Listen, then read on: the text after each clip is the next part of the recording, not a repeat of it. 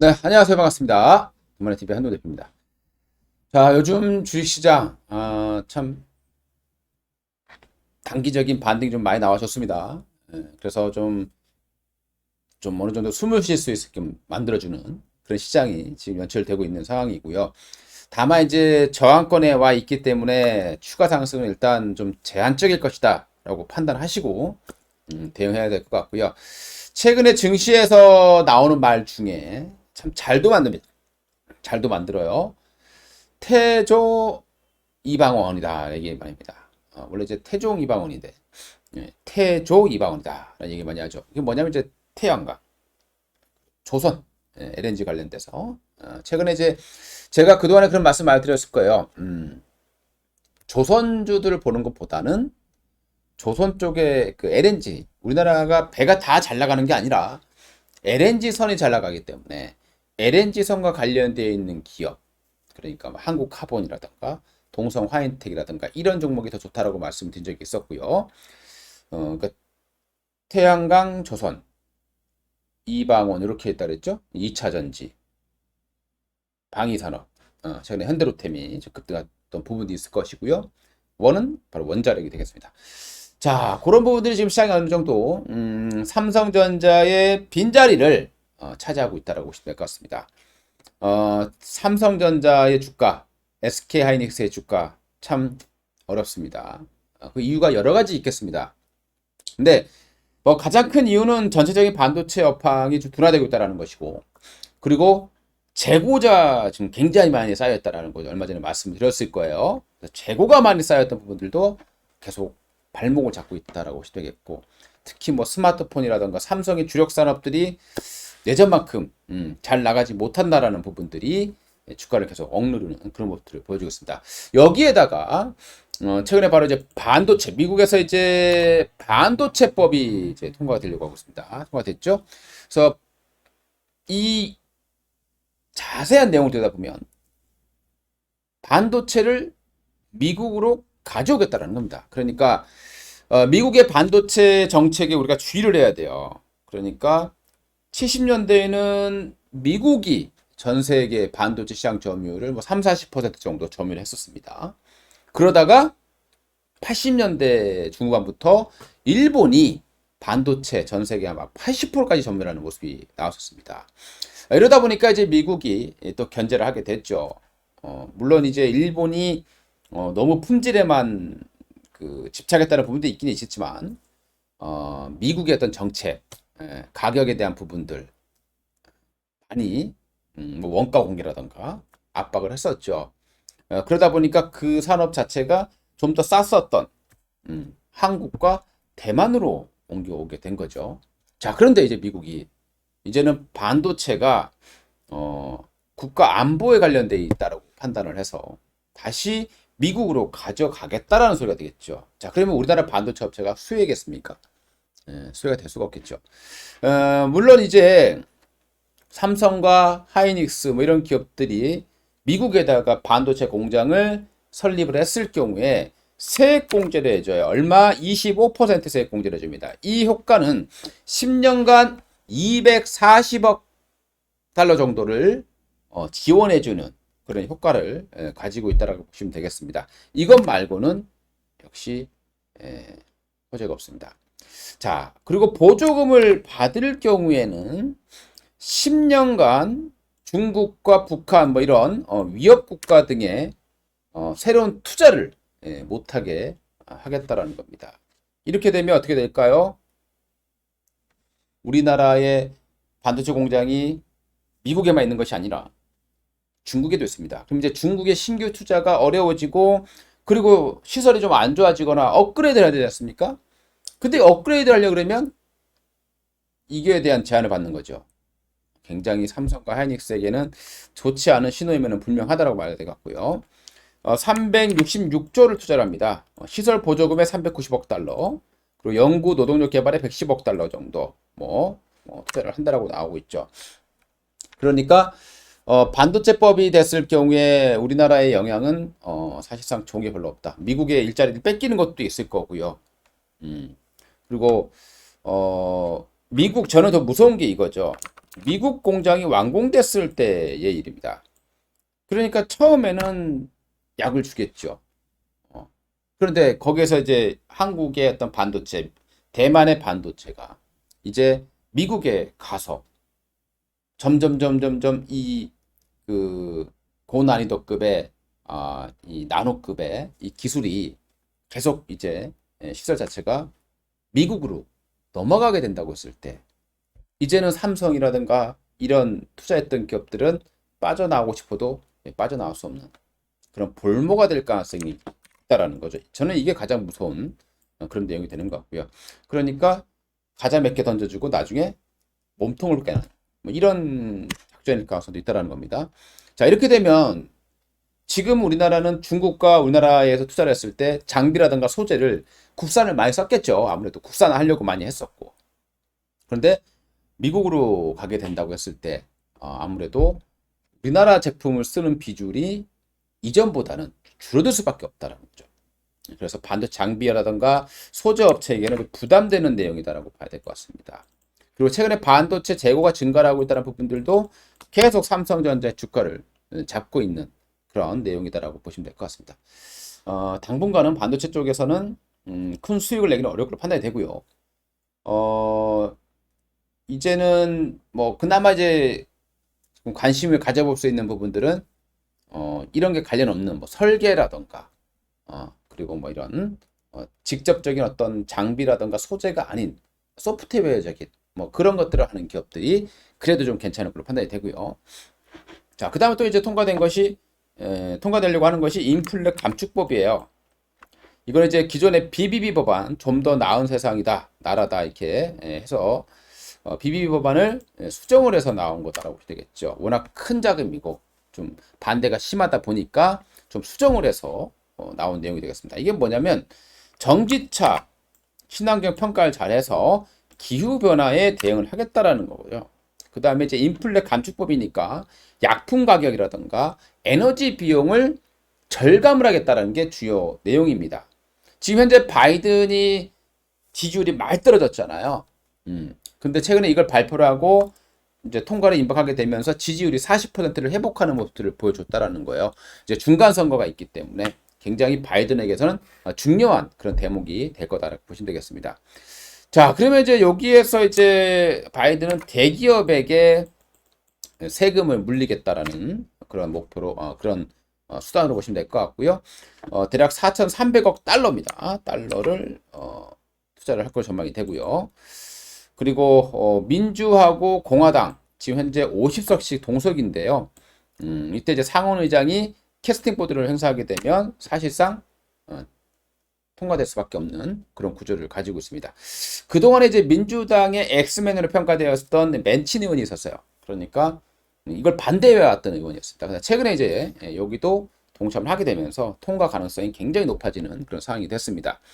하지만 또 최근에 미국 경제학자들은 역효과에 대한 우려도 굉장히 많이 내놓고 있는 그런 상황이죠. 자, 수혜 업종을 보겠습니다. 약가 인하입니다. 최근에 셀트리온 좀 많이 올라왔죠? 약가 인하하면 바이오시밀러. 바이오시밀러 하면 삼성바이오로직스, 셀트리온. 그래서 최근에 이 두 개 업체들이 좀 강한 모습들을 보여왔고요. 자, 에너지 절감과 관련된 부분들은 태양광, 풍력이 있을 겁니다. 저는 풍력보다는 태양광이 훨씬 더 세다라고 예전부터 말씀드렸고요. 왜냐하면 풍력은 효율성이 좀 떨어져요. 설치하는 위치도 굉장히 제한적이고. 하지만 태양광은 정말 태양만 있으면 도시 할 것 없이 어디든 설치할 수 있다는 거죠. 그래서 태양광 성장력이 더 뛰어날 수 있다고 보시면 될 것 같고요. 그래서 최근에 대명에너지가 상한가를 가고 신성이엔지라던가 그 다음에 이제 SDN 그리고 S에너지 뭐 이런 기업들이 따라붙는 모습이고 대형주 중에서는 하나솔루션 그리고 OCI 이런 기업들이 강한 그런 모습들을 보여주고 있습니다. 뭐 조금은 더 올라갈 수 있을 것으로 판단이 되고 있고요. 자, 그 다음에 전기차하고 배터리 당연히 수혜가 되겠죠. 그래서 최근에 뭐 LNF라든가 이런 기업들, 코스모 신소재, 코스모 화학 뭐 이런 종목들이 좀 많이 올라오는 그런 모습들을 보여주고 있고 포스코 케미칼, 뭐 LG와 GM과 관련해서 가장 큰 수혜를 볼 수 있는 기업이었죠. 그래서 포스코케미칼이 또 급등하는 그런 모습들을 보여줬습니다. 자, 그리고 이제 수소 관련된 종목. 그러니까 전기차 같은 경우는 미국에서 이제 생산을 해야 돼요. 그러니까 미국에서 생산된 전기차에 대해서만 7,500달러 정도를 지원해 주겠다는 겁니다. 국내 전기차 업체, 완성차 업체는 오히려 부담되는 내용이 되는 거죠. 현대차라던가 기아차는 아직까지는 미국에서 생산하지 않고 있는 상황입니다. 그래서 그런 부분을 본다라면 역시 이런 배터리와 관련된 종목들 또는 현대차가 또는 기아차가 조지아 공장 외에 또 전기차 공장을 미국에다 짓겠다라고 했을 때 또 뭐 구형테크라든가 뭐 현우산업이라든가 뭐 이런 기업들이 또 강세를 보일 가능성도 있습니다. 자, 그 외적으로 이제 수소 관련된 종목들이 있어요. 아직은 수소는 좀 미미하지만 최근에 미국에서 보게 되면요. 퓨어셀 에너지라는 업체가 급등하고 있습니다. 어제만 하더라도 15% 정도 폭등을 했는데요. 퓨어셀 에너지 같은 경우 대표적인 수소 에너지, 그린 수소 관련된 사업을 하고 있는 기업인데요. 그러다 보니까 국내에서도 범한 퓨어셀, 유니크, JNK 히터, 두산 퓨얼셀 뭐 이런 종목들이 강세를 보이고 있는 거죠. 수소도 이제는 좀 다시 또 우리가 좀 관심을 가져봐야 되는 종목이 아닌가라고 생각이 들고요. 그 외 환경 관련 종목 중에서는 뭐 유니드라던가 뭐 이런 기업들도 좀 생각을 해볼 수 있을 것 같습니다. 자, 그리고 어제 CPI 지수가 발표가 됐습니다. 8.5% 증가입니다. 자, 9.1이었어요. 제가 이제 지난 영상을 통해서 계속해서 인플레이션 정점이다. 이거는 말씀을 드려왔고, 오히려 9.1 나온 게 더 나을 수 있다. 그래서 저가 매수 기회다라고 수없이 말씀을 드려왔고요. 근데 반대로 생각해 보면 이게 이제 과연 호재겠느냐라는 겁니다. 자, 생각을 해보죠. 예상을 하회했어요. 물론 9월 달에 발표되는 8월 달 CPI 지수도 그리 증가하지는 않을 겁니다. 왜? 여전히 유가는 좀 떨어졌고요. 그리고 농산물 가격도 떨어졌고 그 외 철강이라던가 구리 이런 알루미늄 가격도 많이 떨어져 있는 사실입니다. 자, 근데 최근에 여러분들 철강 가격부터 시작해서 바닥을 다지고 있어요. 더 이상 안 밀리고 있다는 겁니다. 그러니까 옥수수 가격도 그렇고 철강 가격도 최근에 철강 가격이 오히려 또 올라오는 모습을 보여주고 있죠. 하방 경직성 이후에 다시 올라갈 수 있다는 거예요. 그리고 겨울로 다가간다. 10월 달부터는 겨울로 가는 시점이죠. 오히려 9월 중후반부터 겨울로 갈 수도 있습니다. 유럽 같은 경우는 더 빨리 추워지니까. 자, 그러면 천연가스부터 지금 현재 러시아가 이미 이걸 무기화하기 위해서 협상력을 증대화시키기 위해서 이미 숨통을 재고 있는 상황이죠. 천연가스를 공급해 주긴 하지만 저장을 못하게 만들어놨습니다. 그러면 겨울에 왔을 때 이제 본격적인 천연가스발 인플레이션이 또다시 올 수 있는 거예요. 자, 그렇게 되면 유가도 다시 올라갈 수 있겠고요. 지금 바닥 다졌던 이런 원자재 관련된 종목 가격들도 다시 반등할 수도 있는 겁니다. 자, 그렇게 되면 10월달, 11월, 12월달 다시 또 인플레이션에 대한 우려감이 커질 수 있다는 거죠. 그러면 제가 볼 때 물론 지금 당장 시장이 크게 하락하지는 않습니다. 저는 9월달, 8월달은 금리가 없죠. 미국에서 9월달에 9월 20일경에 자이언트 스텝을 할 가능성 굉장히 낮아져 있습니다. 하지만 여기에서 물가를 잡을 수 있을 것이냐가 가장 중요하게 되겠죠. 근데 만약에 10월달 이후 넘어서서 다시 물가가 급등한다라면 금리 인상을 더 장기적으로 끌 수밖에 없다고 봐야 되겠죠. 그러면 지금도 이미 금리 인상에 따른 피로감이 누적되고 있는 상황인데요. 내년 가게 되면 더 누적이 되겠죠. 그렇다고 미국이 바로 금리를 내릴 가능성은 거의 제로에 가깝다고 말씀드리고 싶습니다. 자, 그렇기 때문에 저는 베어마켓 랠리가 10월 달까지는 이어질 수 있겠지만 그 이상은 좀 어려울 것이다 이렇게 말씀드리는 이유가 될 것 같고요. 자, 그리고 이전에 보시게 되면 지금 보시게 되면 그래 CPI 지수가 8.5 상승을 해서 지수가 올라왔습니다. 자, 그럼 그 다음 어떻게 할 겁니까? 지금 나스닥 지수 그리고 보세요. 나스닥 지수 한번 보겠습니다. 저항권에 걸려 있어요. 지금 나스닥 지수 보시게 되면 이렇게 되어옵니다. 지금 여기서 걸리는 자리가 되겠죠.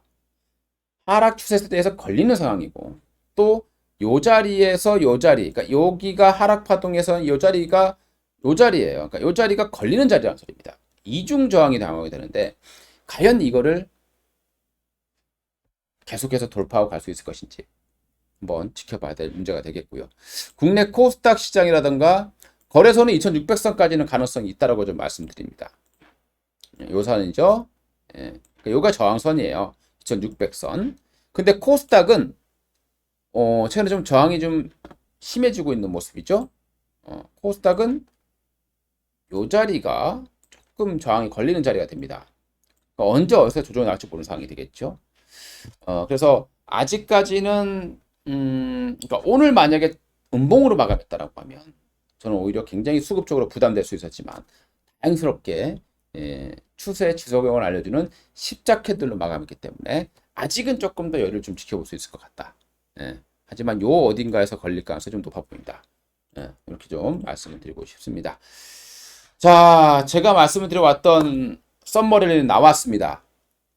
근데 진정한 의미의 베어마켓 랠리는 아직 완성은 안 됐죠. 베어마켓 랠리가 된다라는 것은 10월 달까지 상승 흐름이 나와줘야 된다. 자, 그러기 위해서는 뭔가 우리가 좀 예상하지 못했던 그런 호재가 한두 개 정도 더 나와줘야 된다라고 보시면 될 것 같습니다. 자, 오늘 시황 방송은 여기서 마치도록 하겠습니다. 투자에 참고로 활용해 주시면 감사하겠습니다. 감사합니다.